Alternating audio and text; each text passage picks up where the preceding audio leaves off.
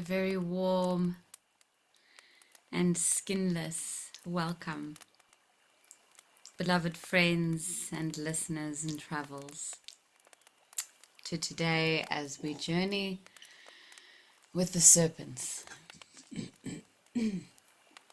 Those who slither speechless, those who slither without scales, with wings, and with voices that echo below the rivers that we cannot even name.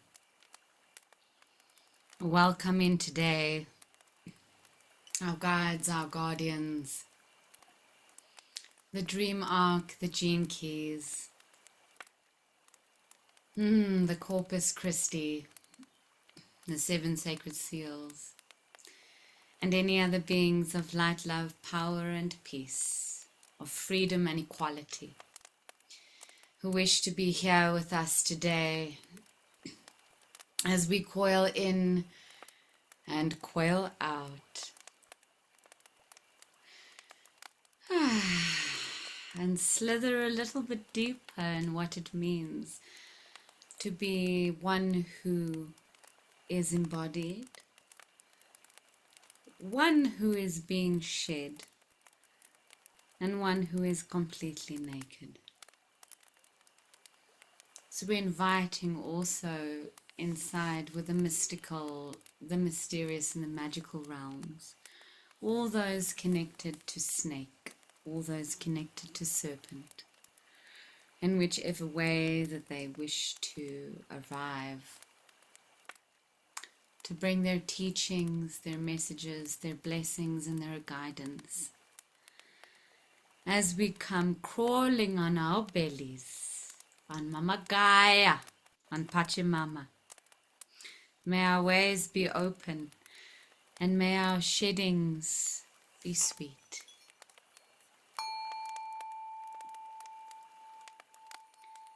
Inviting in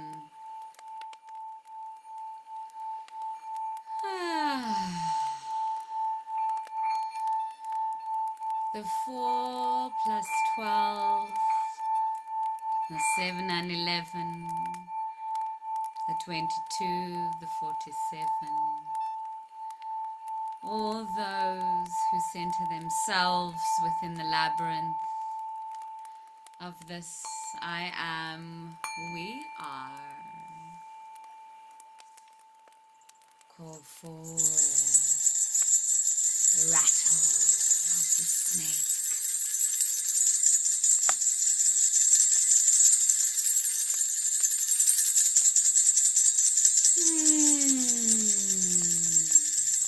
Dropping deep into the belly, but stopping. And feeling there inside. Who is it that wants to come out today? What kind of serpent, what kind of snake? Who is it, what is it that coils inside our bellies? Is it the ones that slither and roar inside the thunder?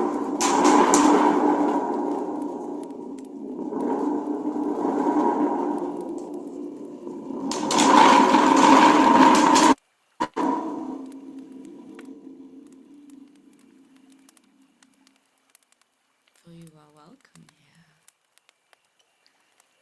Perhaps it is those inside the rainforest. The patter-patter of the serpents that crawl.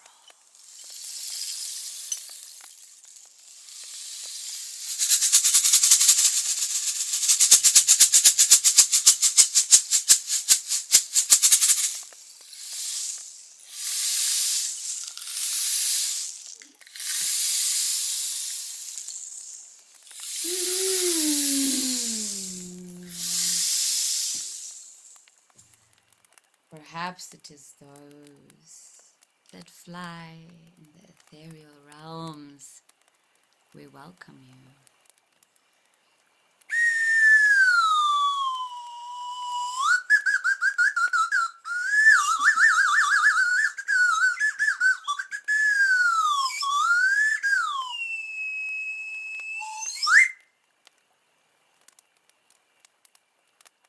Or perhaps it is the serpent. That come deep inside with the rhythms of Africa.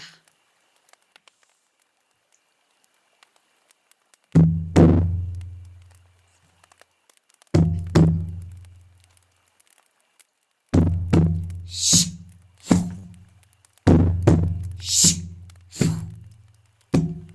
Shh. Shh. Mama. Shh. Mommy.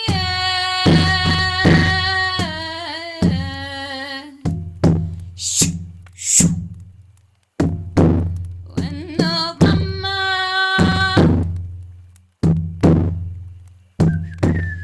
Shh.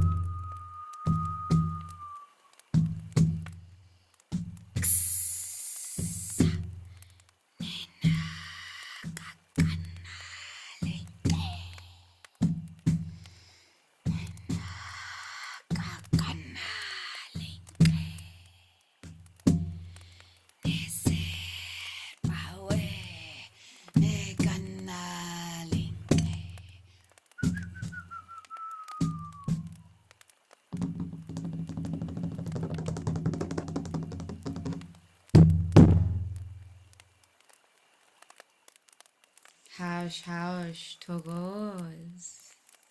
As a serpent traveler for many years, I would say a decade at least before the dream arc's calling. What I found inside, oh, here is my son, with the serpents. It is one thing to be blessed with a new skin and to sit inside a position of almost glorified hindsight. But when the skin is halfway on, nor halfway off, I have found that that has been my most uncomfortable place. More so than even working with the butterfly, in the place where she asks us to be inside a chrysalis and not know at all where we are going. The snake's shedding, in my experience as an embodiment, has manifested for me in an autoimmune, incurable disease. And for the last couple of years, I've been working on shedding not only this label, but this junk DNA that resides within my ancestry. And funny enough, inside my voice, which is so ridiculous because I am a singer, a musician, and a monkey that likes to talk a lot. So when the serpent came to me, the snake, as calling me to devotion into the dream arc and in life, I was not surprised, but I was very afraid. Within my first year of accepting this invitation from the snake, I was admitted into ICU, into a hospital, and I shed from my eyelids down to my ankles. And there still is no cure or no reason or no medicine that has cured me of that. And instead, I was pumped with steroids and cortisone and a variety of interesting things. Until the 7th day, I decided to discharge myself. And I walked out of the hospital peeling pieces off my skin still. And I sat in the car as my mother fetched me. And we had to put a blanket down in the car where I could sit because my skin was peeling so profusely. And it took a month of fasting, and with the help of mapacho, cacao, ayahuasca, and most of all, the medicine of the serpent, to really embody and understand what it means to shed. For me, as I said, this was a deeply embodied experience, as 47 is my SQ. But more than that, applying this to my daily life, as it is now years later and I'm healed and I'm no longer shedding. I do every now and again. I will not lie. I have a jar here.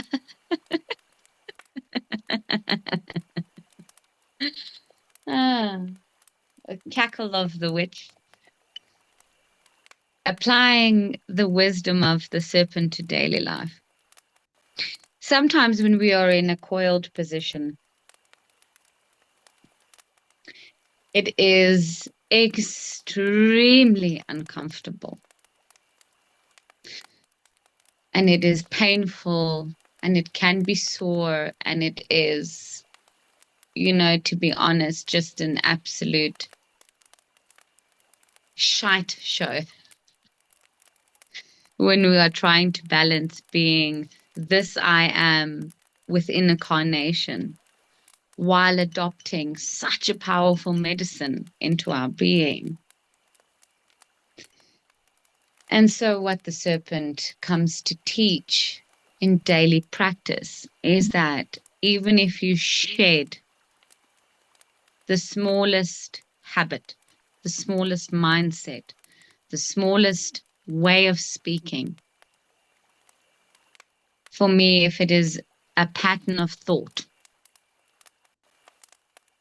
being aware of that, I'm shedding that. Whether it is I'm not going to have caffeinated coffee in the morning, I'm shedding that. Whether it is something big like I'm going to prosecute a molester within my own family, whether it be something as big as that, whether it be addiction, whether it simply be that inner critic that says that I can't or I'm not ready. The serpent is an uncomfortable place to start, but so powerful. And the miracle of the serpent in all of their, they, him, she's forms is that no matter what you come out as, no matter what you shed as, it will always be better and stronger and more pure, not in the form of light and airy-fairy, but more pure and true to this I am than before. So for me, the main message of the serpent is that also the journey and the shedding can be horrendous. And the things that we are asked to let go of and the transitions relevant to our lives, the trusting in what emerges from there will be glorious. So goes, hush, hush. Much love and blessings. Mbalini out. Thank you, loved ones. Thank you, Mbali. That was beautiful attunement. Thank you for taking us to this journey. And I really want to thank you for speaking your truth and so openly and so vulnerably about your journey, you know. I mean, that really inspired me because I came here today and I don't really have a serpent sort of story in this realm. I have not met one. I met one water serpent in Poland. When we swim, sometimes they come and they just pass your truck. And they're really like thin and long and kind of freak you out for a second because they just always like come around you, but they just like pass you by and go. So that's about the only, and not the only, it's not insignificant. It's still amazing encounter, but it always brought me more fear. But my story is the one from the dreams. So I decided to go after you because I, similarly to you, been going through almost a decade of mysterious disease that nowhere, there's no cures, no things, no. And I feel there's so many of us being, you know, like in this world way of dealing with it, which is fixing some drugs, something. I come from very natural mindset family. My grandmas were like herbalists, and my parents are in a natural health. So it's all, we've all been brought up that way, but it doesn't mean you can escape your your destiny. So you have to, but when you in it first, you feel like it's a punishment, and somehow it's some sort of weird, why is it happening? The whole victim perspective kicks in, and as you said, and I'm so with it, the shedding of the belief systems, the mental construct that doesn't serve us are such a big part of this, such a big part of this. Because the more you do it, and as you said, it doesn't matter. You can start with a small thing, like start with water in the morning with lemon and wash your system of some toxins that your beautiful body just been, you know, sorting out in the night while we sweetly dream and go into different realms and so on. And to those big ones, when you like shift a lot of karmic stuff from your system, from your ancestral patterns. And so thank you for sharing yours, because that really inspired me to share mine. I'm not going to go deep into that. It just seems like we all are giving something that we need to face. And it's interesting that for me, it was always the sort of suspicions of Lyme disease, which in my purpose in Gene Keys, I've got Gene Key 9, which is tick, you know, which is so fascinating because in the shadow, I mean, it's you can't just make it up. If you look at it and if you pay attention, you see it. And with time, you actually stop seeing it from a very victim perspective and you see it as opportunities. And sometimes it's horrendous, the journeys and the things you have to go through. But I see as you, it's like I'm shedding and shedding and shedding. As my really great friend says, excuse my French, it's shit shifting, you know, there's a lot of that going on and a lot of that going on for myself, for my own karmic stuff, for my ancestral karmic stuff, for the planet, for everything that is happening, but with more and more grace in myself rather than the fight. And so my story is like somewhere halfway, I suppose, in the last decade of a lot of health challenges. I had a dream, which I remember so vividly. I remember being by this beautiful lake. I'm very water person. I love lake. I need to be by water a lot.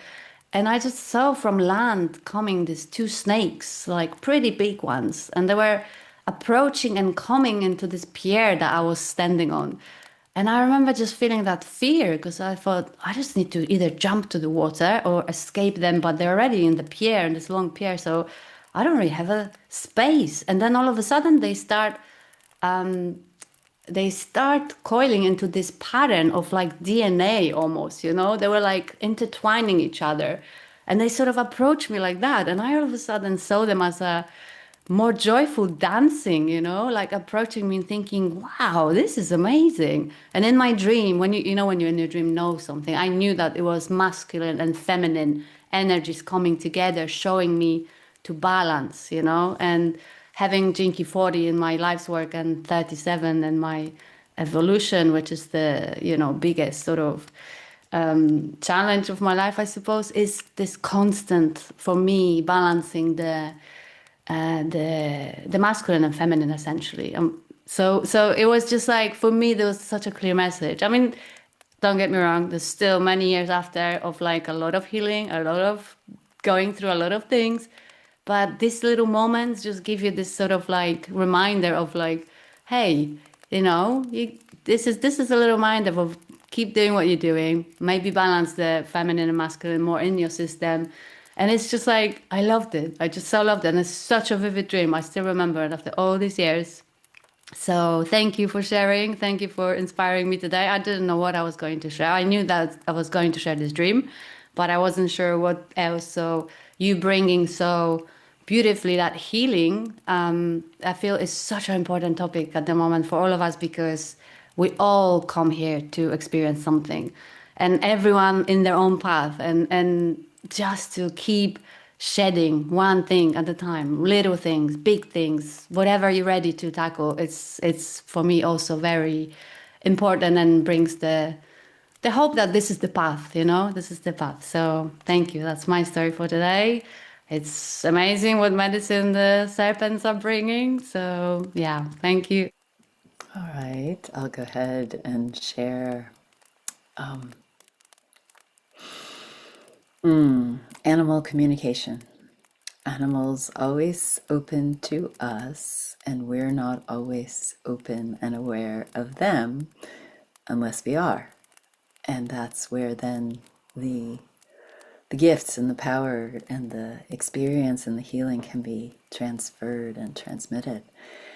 And sometimes in these processes of great change and shedding and transmutation and healing, the process needs to be much more dramatic and possibly even violent or expressive when it's more deeply unconscious. And I'm going to just tell a story that has a very large arc. It's the story of the Chinese zodiac animals, and we are currently in that, year of the snake, the year of the serpent. And 12 years ago, which was the last time that we had a serpent passing of the zodiac, I felt very moved to create a performance tour and an oracle deck called the Year of the Snake Oracle and Performance. And so that year, it was all about the snake and becoming the snake and listening to the snake. And so there was a deck that we made of about, I don't know how many cards, I think it was 72, something like that, or 64, who knows the number. It sort of changes. But each of them is a story about snakes or a mythic knowing about snakes. And basically, we did this tour, and during that time, we did performances that were improvisations with musicians and with people who drew pictures and dancers. And so, Mumbali, when you did your offering at the beginning, it really harkened so deeply to me of that spontaneous expression that is so important for our healing, and that is it's a form of like light shedding, where we so intentionally shed through our art process that then we don't necessarily have to, or perhaps that also heals the places in which there's unconsciousness, and the act of the art becomes this like light expression of shedding, and a way to really beautifully bring that to light. One of the things I researched was what else happened in these years of the snake. And so sometimes we do need to have dreadful or very, very radical sheddings. And so the World Trade Centers shed on a year of the snake, as did the Berlin Wall. And it's this sense of like, okay, so what's happening now that we need to trust in this great pain, and what might emerge from there, and some of the, really sacrifices that may be occurring in order to open to the next level of awakening. And so I wanted to just share one little story.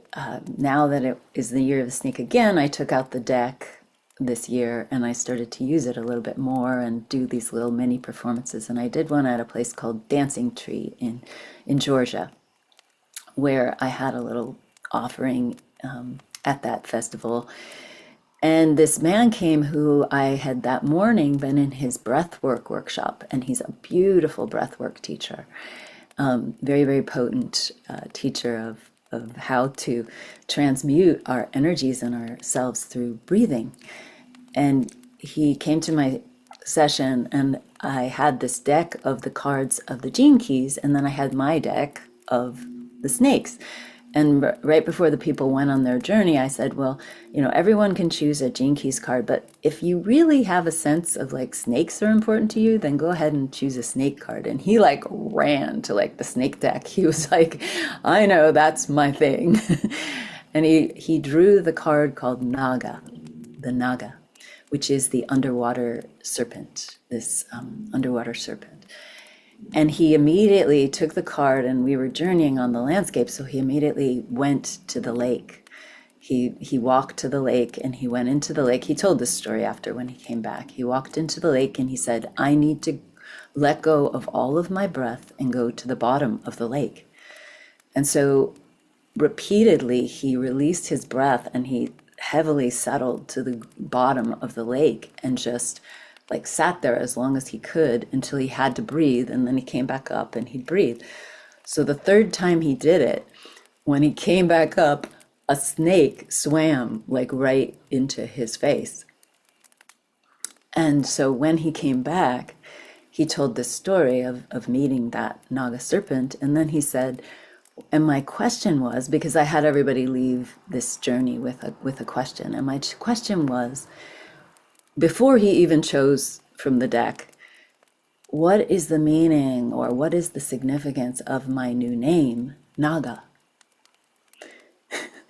So there is this capacity to listen and to communicate with the animal kingdom that is truly deep. It's truly intimate and transformational.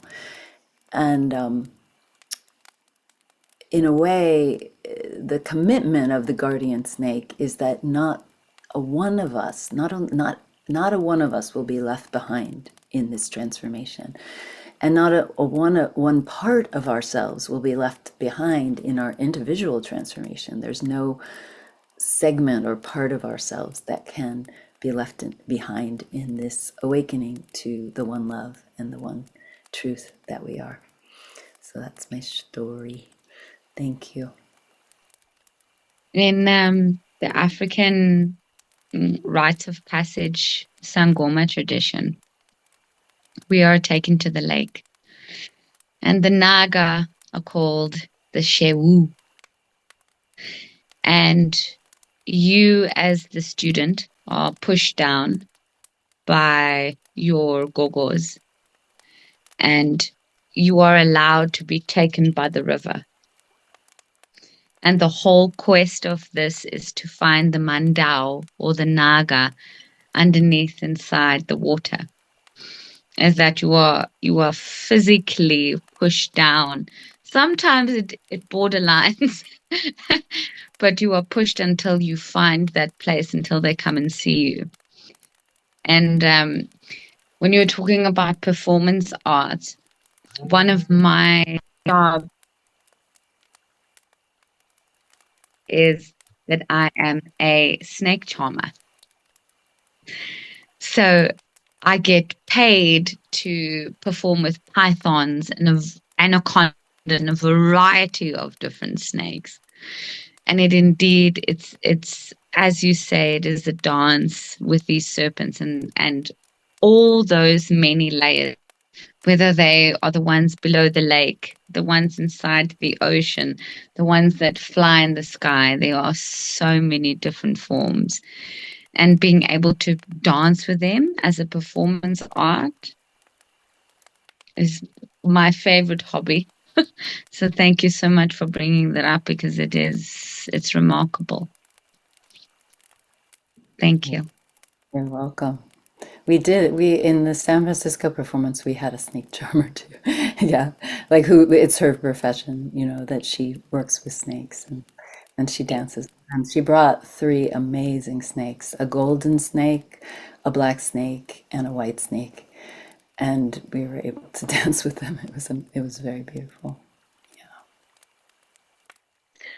So I want to tell a little story about a dream I had many, many years ago. I don't remember when, but it was that I was somewhere, it was sort of almost an amusement park.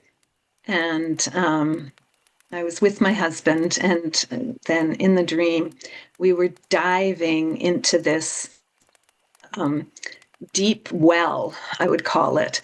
And the first time we dove down was you just kind of dove down and saw, and there was some coils and things in this thing. And then we came up.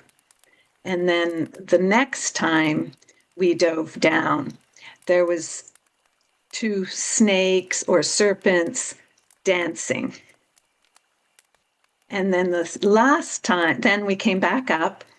And the last time we dove down, then these two serpents had come and created a heart shape.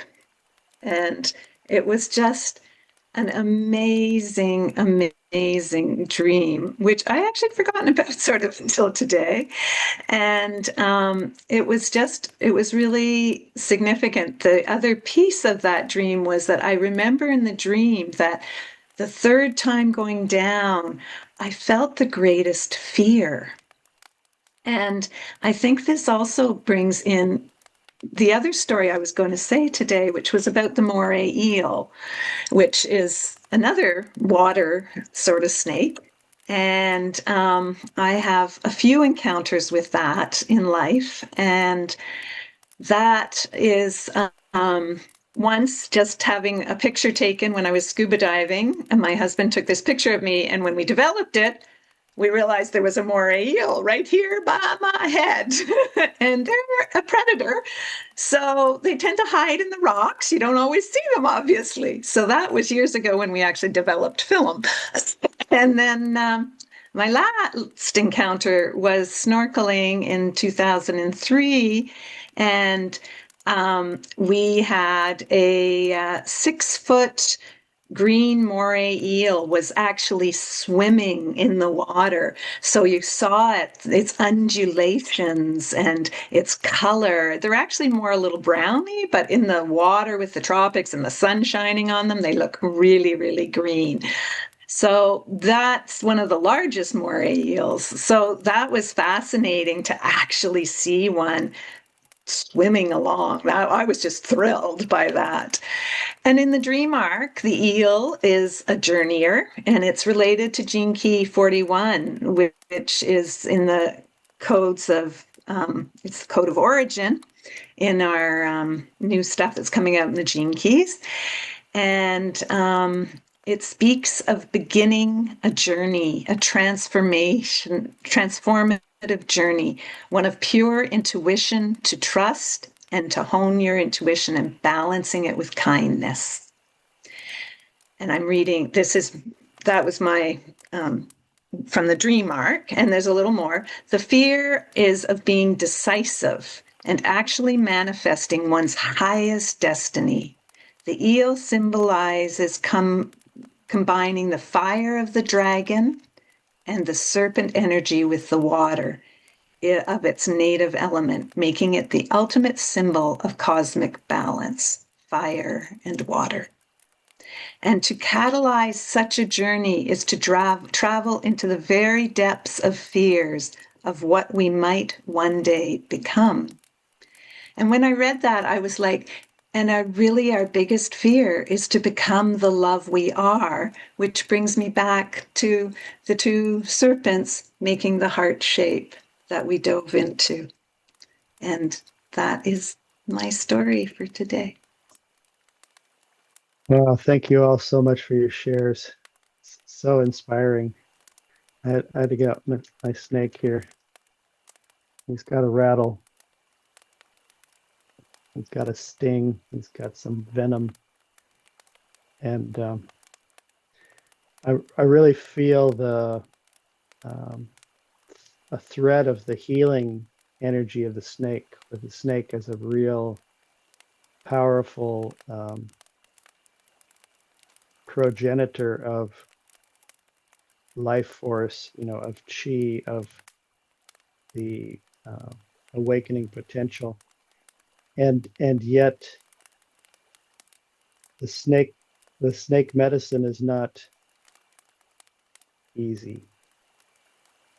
It's so interesting to hear the stories and see what comes up, and to listen to your dreams, because when I was listening to the story of actual shedding of skin, I was taken back to my healing crisis in 2001, when my skin was turned yellow, and it was so itchy that I was literally scratching to the point where it would bleed. And eventually this came through the medical diagnosis as pancreatic cancer. And yet, I didn't feel it was time to go yet. I knew it was a deep healing, and had a deeper sort of spiritual sense, but I, to this day, I'm still working towards the deepest healing. And so the snake, yeah, so many stories, so many potentials. But to stay on the theme of healing, there was a time about 3 or 4 years later, when I was, feeling a certain amount of constriction. Like, there's a certain diversity of snakes in the dream arc that has been a beautiful expansion of my snake contemplations. And in fact, there's a snake at the base of each of my contemplations in the star pearl right now. And so there's one that's a constrictor, the python, who sort of wields the energy around moving through the fear of commitment. And there's the vocational snake, let's call it for me, the serpent snake, who is really sensitive to the fear of form, fear of coming into form, and the embodiment of the higher nature, let's say, in the form. And the cobra, who sits for me in the stability sphere, who is a great call to move past that spiritual laziness, the fear of not awakening, that says, I just can't go on with this. It's just too hard. And so the interesting energy of snake to me at this moment is there. It feels to me personally and universally, perhaps in the collective, that there's this deep void, there's this deep abyss of not knowing. And it's a call from the serpent, in a sense, into the next layer of transmutation of this fear. It's very, very difficult to name, but it's very, very present in me. And so many snake stories I could share. I'll just share that when I was feeling constricted after that experience, and that was the same year of the falling of the Twin Towers, incidentally, that I came through this with a major surgery and, a grand re-diagnosis of you're cured, there was no cancer. And I experienced a lot of that vital life force was moving through me as healing from others, from, let's say, non-local healers that were part of my family, my fractal family. And there's an energy of, to me, of around the snake, of resurrection, almost, of death and rebirth, of transmutation. And yet it can occur through the periodic imbibing of poisons, like receiving the trauma and pieces over time. And I'll just share a dream this morning, which was kind of interesting to just to share a little bit of the outline of it. There was an elephant there, and the elephant story that came up for me that involves a snake is a fun kid's story called The Elephant's Child, where the elephant, and I really relate to this story because the elephant has an insatiable curiosity and wants to know what the crocodile has for dinner. And whenever he asks what the crocodile has for dinner, all of his relatives, the hippo and the ostrich and everybody, they slap him up inside of the head. Like, don't ask that question. You don't want to know that. And when he finally gets to the great gray, green, greasy Limpopo River where the crocodile lives, and he's face to face with the crocodile, and he asks what it has for dinner, of course, the answer is, it looks like it's you today. and who's there to help him but this bicolored python rock snake. And the snake grabs him and pulls on him and pulls him, and the crocodile's pulling him by the other side, right? So this is also the story of how the elephant got his trunk, which is a very snake-like appendage, right? And it stretches and stretches and stretches, and he gets away from the crocodile with the help of the bicolored python rock snake. But this speaks to me of the sort of the curiosity. If I speak to it in terms of some of the contemplation through Gene Keys, it's like the curiosity of the Lion 3 that just wants to know, and it gets into trouble, and then it somehow survives and gets up to play another day. And so that's a little bit of my story. And the dream this morning, though, of the elephant reminded me of the energy, the dream arc energy, the simplicity of deep patience in working with serpent energy is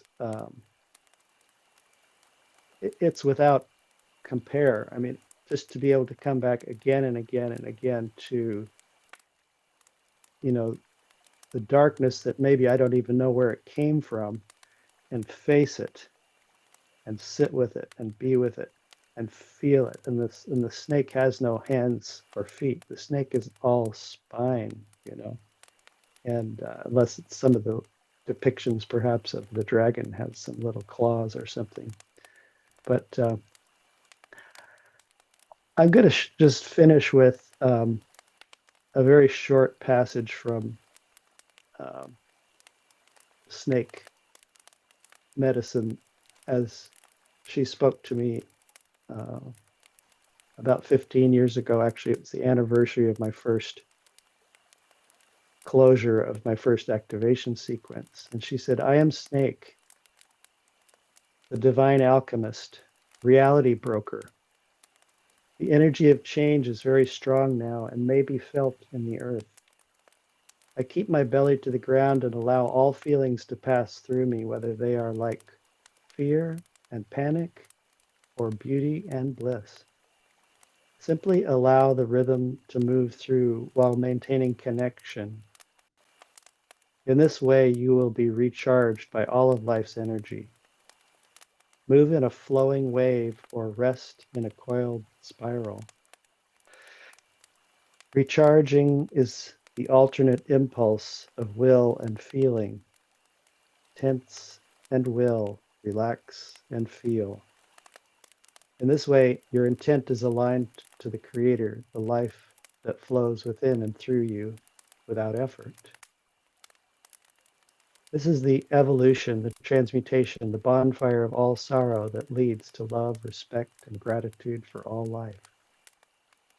Thank you, Mother Snake.